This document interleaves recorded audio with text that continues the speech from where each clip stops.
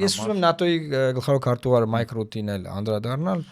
ով Նիդերլանդների վարչապետն եւ այս ժամանակ հետ արետ ունեցել եմ շփվելու, ուզում եմ ասել, որ իրեն հարց տվեցին, ասեցին դուք հայտարարել եք, որ հնարավոր է ՆԱՏՕ-ի կանոնադրության 5-րդ հոդվածը գործի։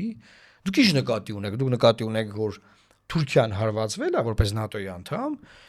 Ինքը ասեց, եկեք նախ հարցը սկսենք այստեղից, որ Թուրքիան կարողացել է այդ արկերը օթում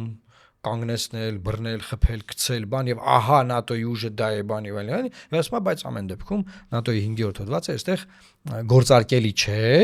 որովհետեւ դե հարցակում մեկի վրա, հարցակում բոլորի վրա, բոլորը կարող են պատերազմ հայտարարել։ ՆԱՏՕ-ն կարող է պատերազմի մեջ ներքաշվել։ 5-րդ հոդվածը սկսի գործածվել, որը պատմության մեջ մեկ անգամ է գործողության մեջ դրվել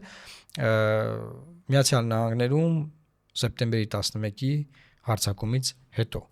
Եվ գլխավոր քարտուղարը ՆԱՏՕ-ի ասում է, որ չէ, դե ՆԱՏՕ-ն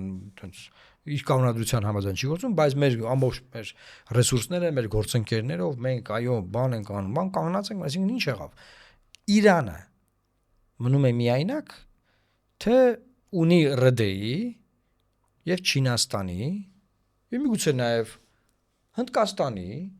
որը 500 միլիարդ դոլար փող է ծախսել Ջաբահար 500 միլիարդ թե 500 միլիոն այդ